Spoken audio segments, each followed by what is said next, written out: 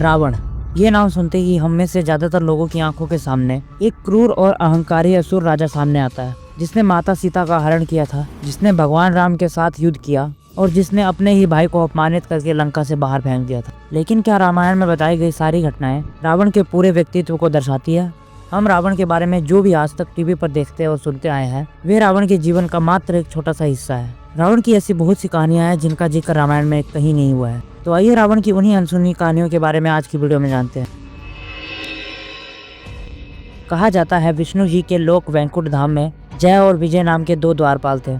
एक दिन ब्रह्मा जी के चारों पुत्रों ने वैकुंठ धाम जाकर भगवान विष्णु से मिलने की योजना बनाई, लेकिन जय और विजय ने उन्हें बच्चा समझकर वैकुंठ धाम के द्वार पर ही रोक दी। कहा कि विष्णु जी के आराम का समय है। ब्रह्म कुमारों ने गुस्से में आकर जय और विजय को यह श्राप दे दिया कि उन्हें वैकुंठ का त्याग करना होगा। जब जय और विजय ने ब्रह्म कुमारों से प्रार्थना की कि वे उन्हें इस श्राप से मुक्त कर दे, तब उन्होंने जय और विजय को दो विकल्प दिए कि या तो वे भगवान विष्णु के भक्त बनकर 7 जन्म तक पृथ्वी पर जी ले, या 3 जन्म तक विष्णु जी के दुश्मन बनकर पृथ्वी पर जन्म ले। जय और विजय ने दूसरा विकल्प चुना और इसी बात के चलते रावण और कुंभकर्ण ने धरती पर भगवान विष्णु के अवतार श्री राम के दुश्मन के रूप में जन्म लिया।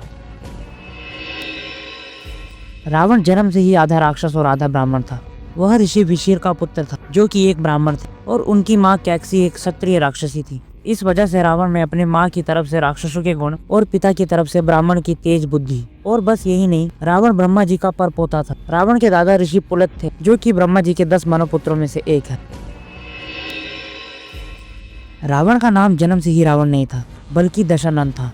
लेकिन क्या आप जानते हैं कि रावण को रावण नाम आखिर दिया किसने, और क्यों रावण को उसका नाम देने वाले स्वयं शिव जी थे? रावण शिव जी का परम भक्त था। रावण शिव जी को लंका ले जाने के लिए कैलाश पर्वत पर आया, लेकिन नंदी जी ने रावण को अंदर जाने से रोक लिया। रावण ने फिर भी अंदर जाने के बहुत प्रयत्न करे, जिससे नाराज होकर नंदी ने रावण को श्राप दे दिया कि एक वानर द्वारा लंका का विनाश किया जाएगा। इसके बाद रावण कैलाश पर्वत को उठाकर लंका ले जाने की कोशिश करने लगा। रावण के ऐसा करने से शिव जी अत्यंत क्रोधित हो गए और उन्होंने अपने पैर से कैलाश पर्वत को दबाया, जिससे रावण की एक उंगली कैलाश के नीचे आकर दब गई। दर्द में रावण जोर जोर से चिल्लाने लगा। इतनी दर्दनाक चीख से पूरी दुनिया में हाहाकार मच गया। शिव जी का क्रोध शांत करने और उन्हें प्रसन्न करने के लिए रावण तांडव करने लगा, और यहीं से शिव तांडव स्तोत्र की रचना हुई थी। जब रावण तांडव कर रहा था तो यह देख शिव जी को बहुत अजीब लगा कि कैसे कोई इतने दर्द में शिव तांडव कर सकता है।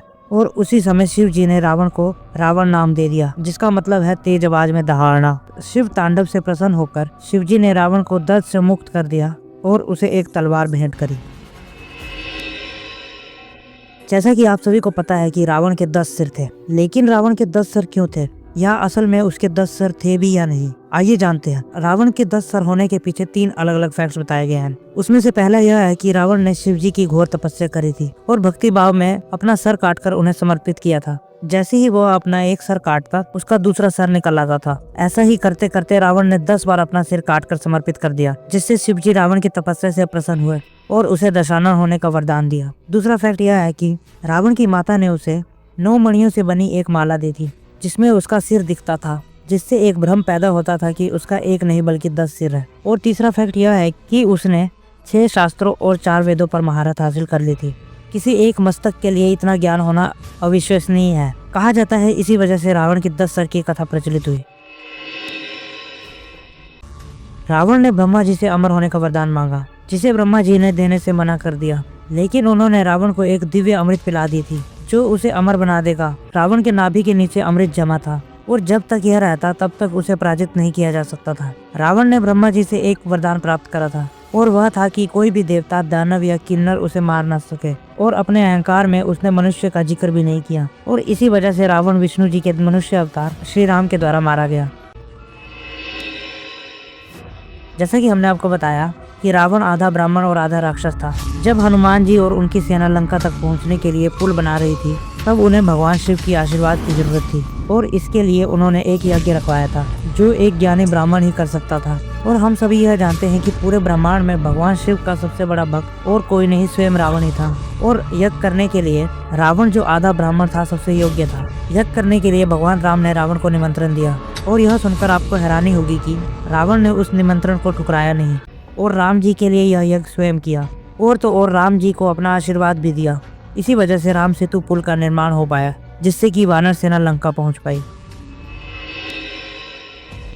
ऐसा माना जाता है कि आज भी रावण का शव एक गुफा में सुरक्षित है। यह गुफा श्रीलंका के रंगला के घने जंगलों में 8000 फीट ऊंचाई पर स्थित है। यहाँ रावण के शव को मम्मी बनाकर एक ताबूत में रखा गया है और इस पर एक विशेष प्रकार की कोटिंग लगाई गई है, जिससे यह 10,000 सालों के बाद भी वैसा का वैसा दिखाई दे रहा है। यह research Sri Lanka Ramayana research centre द्वारा की गई है और इस रिसर्च के अकॉर्डिंग रावण का शव एक 18 फीट लंबे और 5 फीट चौड़े ताबूत में रखा गया है। और तो और यह भी कहा जाता है कि इस ताबूत के नीचे रावण का अनमोल खजाना दबा हुआ है। इस खजाने की रक्षा एक भयानक सांप और जंगली जानवर करते हैं।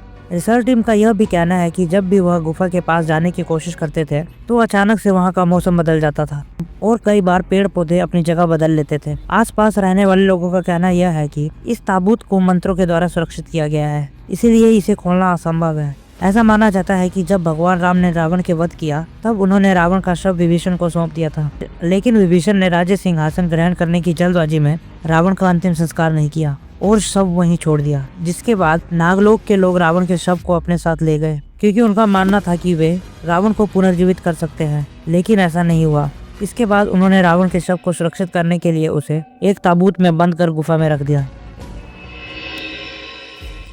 हम सभी यह बात भली भांति जानते हैं कि बचपन में जो रामायण हम देखा और सुना करते थे वे महान ऋषि वाल्मीकि द्वारा लिखी गई है, लेकिन रामायण का एक दूसरा वर्जन भी है जिसे संग दशा ऋषि द्वारा लिखा गया है। आप यह जानकर हैरान हो जाएंगे कि उनके द्वारा लिखी गई रामायण के जैन वर्जन में कुछ ऐसी बातें हैं जिसको सुनकर आपके पैरों तले जमीन खिसक जाएगी। इसके अनुसार सीता माता के जो असली पिता है वह राजा जनक नहीं है, बल्कि वे खुद रावण है। क्यों हैरान हो गए ना कि ऐसा कैसे हो सकता है? लेकिन इसके पीछे भी दो काफी प्रचलित कहानियां हैं। अगर आप इसके रहस्य को जानना चाहते हैं तो हमें कमेंट्स में जरूर बताएं।